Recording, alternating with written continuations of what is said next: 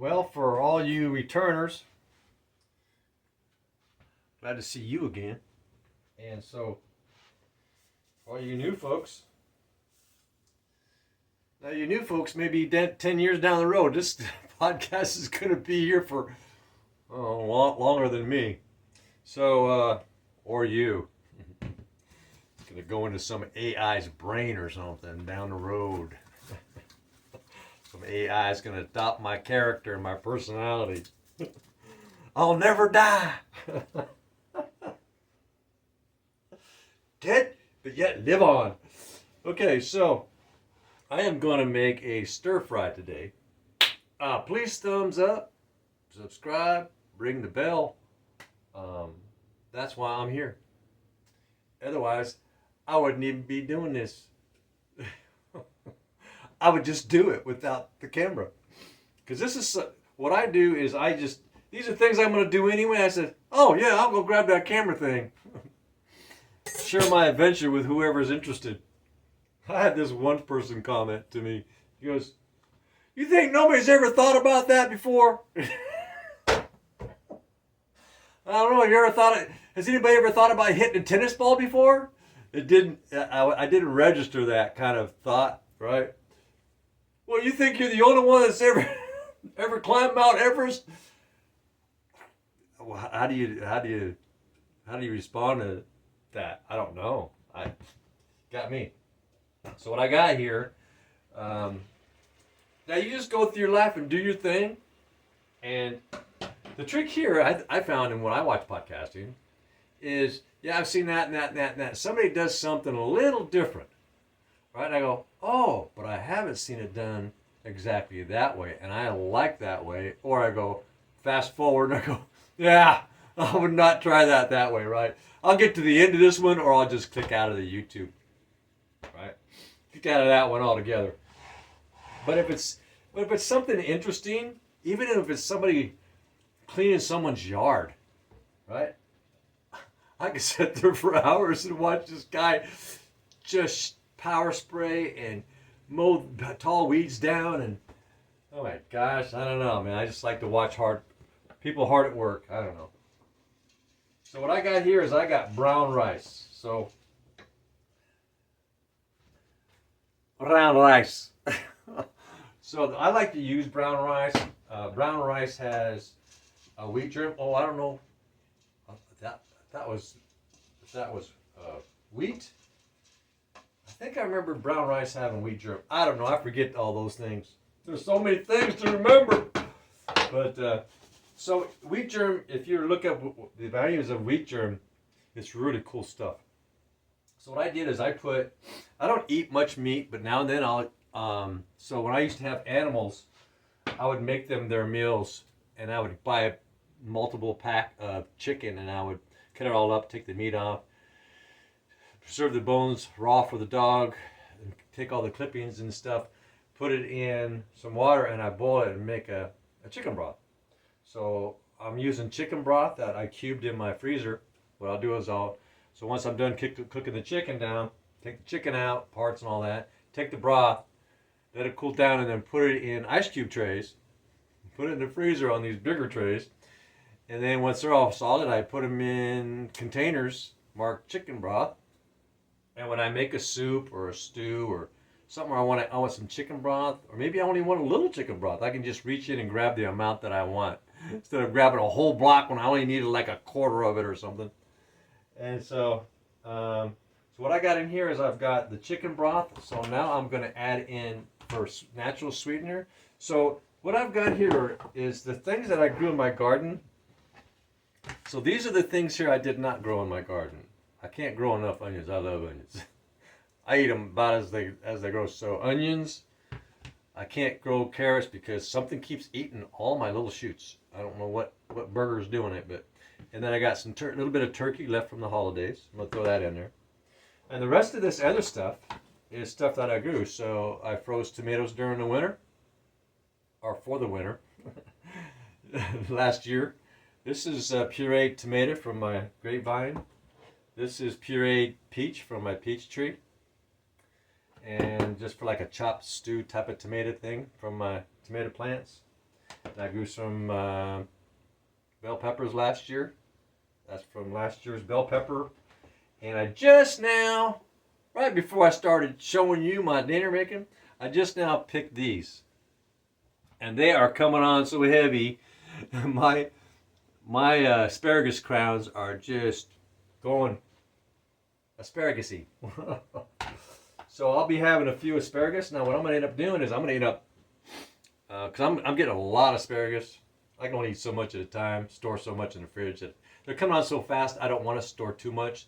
I just want to store enough in the fridge until I got enough to marinate, not marinate, sauerkraut. I'll make a brine, right, and I'll ferment it down. I'm gonna ferment it. I'll ferment that, and you can store that like for 18 months. The last one batch I made of sauerkraut, I ate off of it for 2 years. Sniffed it. Oh, smells good. I ate it until it was all gone. And it seemed like it actually got better with age, too. It's really strange. So I got some rice cooking down here. Just about out of liquid. So now I'm going to add my grapes for more liquid and sweetener, and my peaches. So that's for more sweetener. And so the way I'm cooking my rice is a little bit different. Typically you boil it in water, right? What I like to do is, and this is going to take a lot longer, which is why I started around closer to 4 o'clock, because I eat at 5. And so I'm going to cook my tomatoes down, because you get the lipotine or lipo something to do with lipo.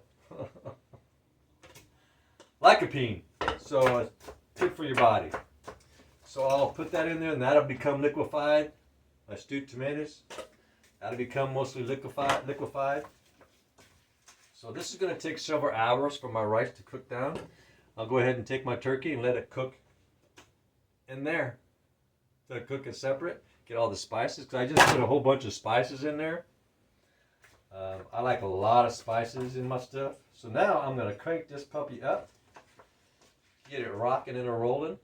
And so once the rice is done, or close to it, I'll put my bell peppers and my carrots and onions and stuff like that in there. Because I like my carrots a little bit crunchy, just a little bit. And same thing with my onions. I like them like a little bit crunchy. And same thing with my bell peppers. So I'll put my bell peppers, my onions, and my carrots towards the end of the cooking cycle. And that's just a personal preference, to each his own, right? That's just the way I rock. That's just the way I choose to roll. And so I am obviously going to need a lot more liquid in here. But that's okay. I'm going to let my stuff kind of cook in there, because all my tomatoes and all that other stuff was frozen. So now it's going to thaw out, and I'll get a better idea how much liquid I have in there. So I threw all my spices, my turkey, my tomatoes. I let the rice cook for about 15 minutes independently before I threw anything in. I just kind of kicked the rice off. And the thing is about rice, it's not a good idea to overcook it. It's best to leave the rice a little bit firm. That way you don't get as much spike in your glucose doesn't spike as much, right? And so therefore it keeps your inflammation markers lower, and you're less likely to develop diseases, whether it be diabetes or vascular disease or liver or kidney or lung or other kind of diseases. Weird stuff, right? Biological science. I just love studying biological science. I find it so enlightening. And I like to follow the ongoing studies. So I'll see, like, where are they with this study today? Because they'll release certain aspects of their studies from time to time. Right?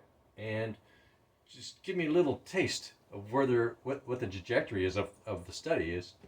And so I kind of follow them like the bouncing ball. Oh, where are they at today with that particular study? And it could be anything. It could be biological science, it could be physics thing, it could be medical thing, it could be, it don't matter. So here I got my asparagus, and this asparagus I will be eating raw. Give it a nice washing, and I just prefer to eat my asparagus raw. I like to be able to taste all of the natural flavors in it. They're actually naturally sweet, and so I like to taste. I like the taste of a freshly picked asparagus. No butter. I don't use butter on anything.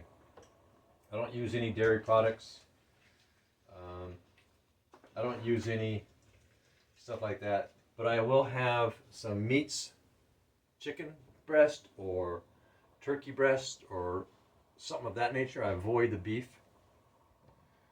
Where's the beef? It ain't here. Yeah, I avoid the beef. I'm not saying I'll never have beef again. Yeah, I don't eat I don't go buy food like a fast food restaurant or any other restaurant. I don't buy anything in a can or a jar or a box or a bag or anything that's had humans' hands messing with it.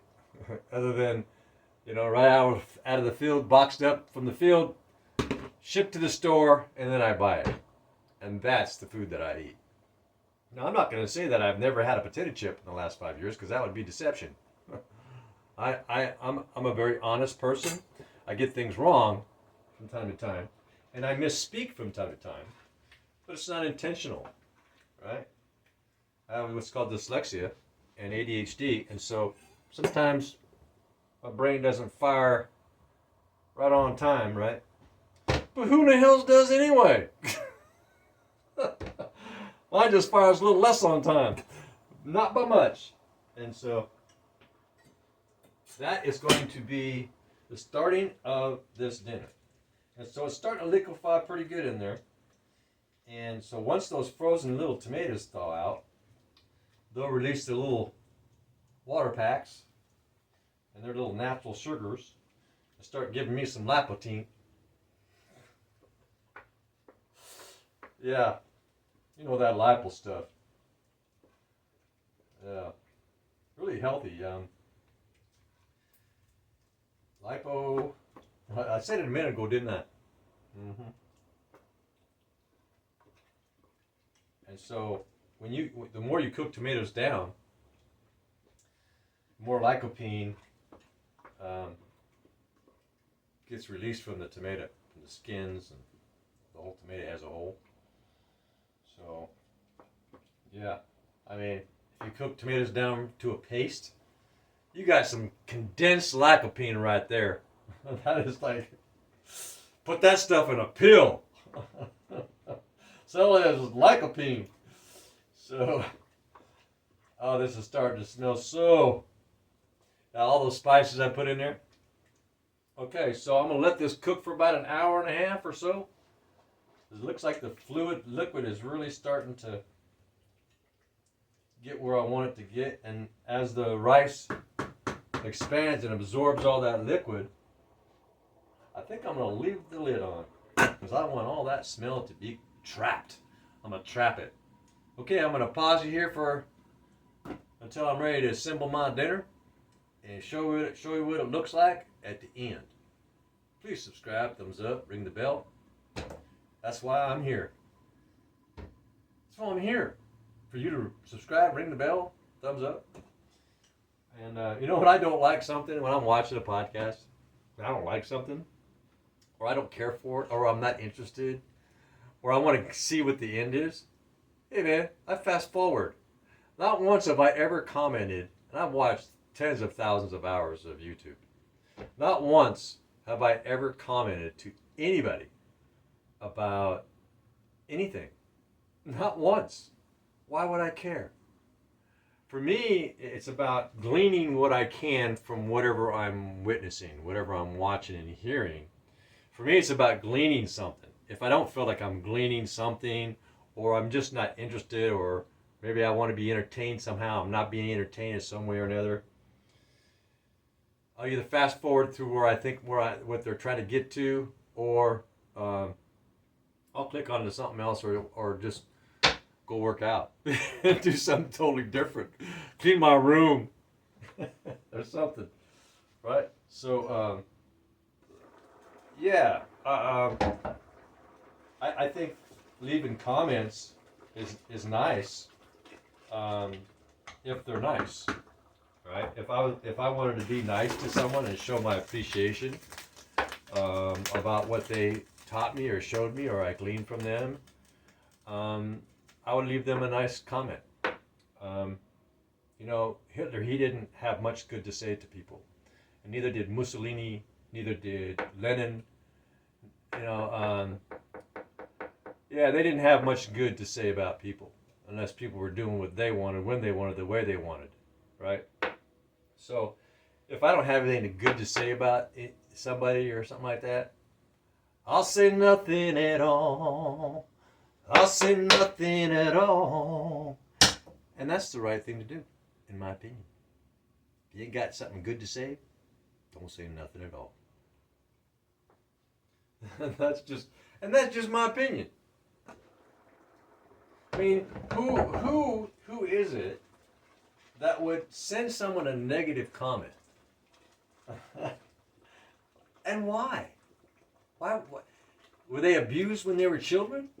Something happened to they get kicked too many times in their head by their siblings or a parent or a friend or a neighbor or a relative?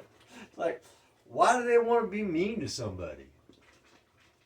That's a good question, right? Why is it that people have this sense of urgency sometimes, even, to be cruel and mean to their fellow human beings?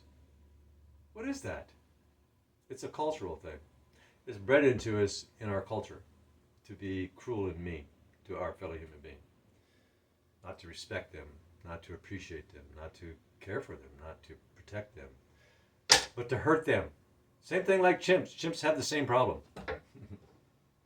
Are we chimps? No, we are better than chimps, intellectually. Sometimes. Except for those people who feel they need to be mean. They're more like chimps.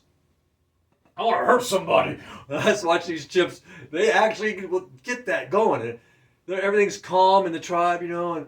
And also there's one chimp, you can see the eyes going, I feel like hurting my fellow chimps today. And he gets everybody else all excited. We humans, we're just like that. Still uncivilized in our minds, into our intellectual perception of rationalization and reasoning. We still are primitive in many regards to a chimp. We'll get it though. We're getting there. We used to eat each other. Some places they still do. But it used to be common. Like, used to be expected. Did you eat Sam today? No, I didn't. What's your problem? And I kid you not. Why do you think the Neanderthals went extinct? We ate them into extinction. And they ate each other into extinction. Mostly it had to do with interbreeding. So Neanderthals were really big at interbreeding. I mean, that's really what took them out, was heavy interbreeding. And the Egyptians, they had to learn that the hard way. Their new leaders that had intimacy with, mom and dad and sisters and brothers, and they kept getting these diseases and the offspring, and they're going, what the? Then one person got it. It's like that epiphany moment. Okay, no more interbreeding with the cousins and the nephews and the moms and the dads and the papas and the nanas and the... Yeah. So, yeah, I suspect the Neanderthals caused themselves to go extinct. Whereas we, Homo sapiens, we were big on traveling, man. We love to travel a lot. What's on the other side, way over there? Right? So we wandered a lot. Then we'd meet up again 1,000 years later with a different group and re-energize the genetic diversity. And so Neanderthals were too isolated. Where they would end up, they would become too isolated. And I wouldn't doubt if the Cro-Magnon man, which is us, kind of forced them into that position even more. We interbred with the Neanderthals, but yeah, we got DNA Neanderthal in us. But why am I talking about Neanderthals? I'm talking about my dinner. What? I'm a wanderer. I wander around and around. So I'm going to. Oh, steam coming out of this little hole. I thought something was biting me. I got bit by a mosquito. It came from my backside of my eye and it bit from behind me. It came from behind, landed in the corner of my eye and bit me. One of those little tiny mosquitoes. My whole face dropped. The skin overhung like layered over. It caused all those cells in there to go senescent, dormant, and my skin just dropped over. It was kind of like Bell's palsy. When I was in my early 30s, I got Bell's palsy. My whole right side of my face and I was drooling for like a month or two, or however long it was. Just, Bell's palsy. Yeah, it's something happens to the nerves in there. Okay.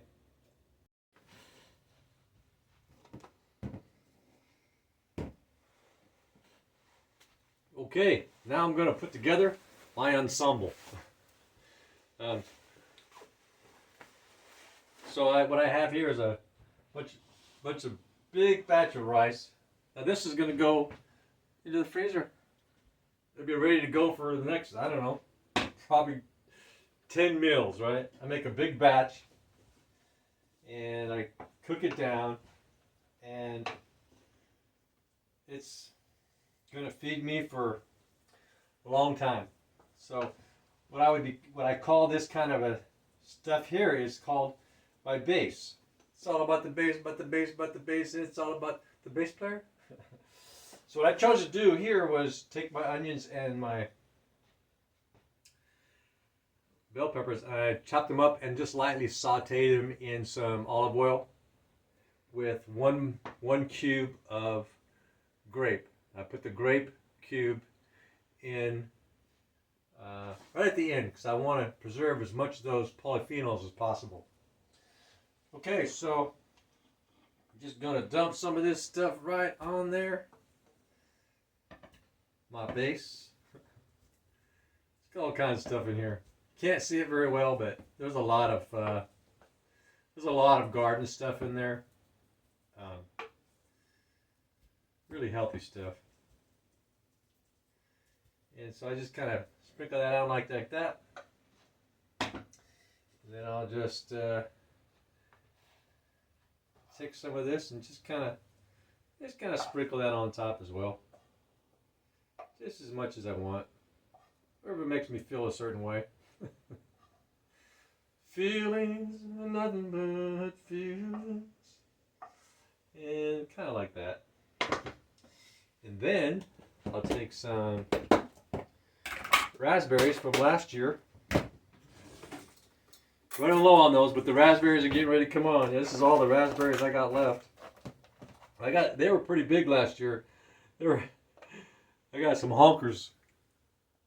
A little chip on the top, but yeah, I got some pretty big raspberries last year. And so I just kind of sprinkle some raspberries on top there.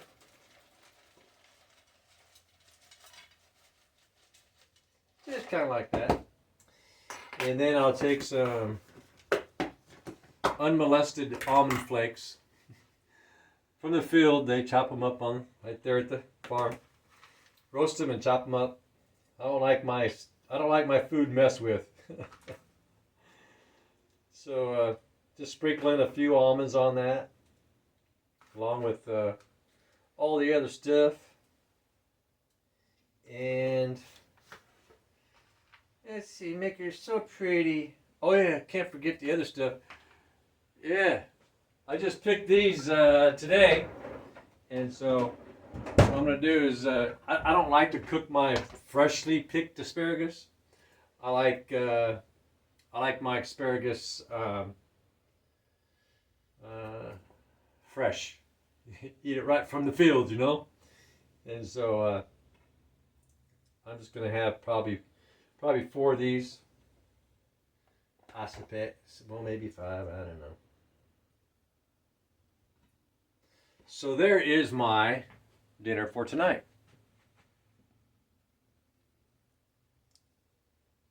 Good, huh? It's healthy stuff. Yeah. Keep your glucose down. Keep the body's inflammation way low. How low can it go? I don't know. I think that it can go so low that you don't have any unnatural inflammation, which is where the body operates most optimally, right? 0 inflammation. In other words, we're going to have some, but that's the body sees that as normal stuff. We make plenty of antioxidants to take care of that just fine.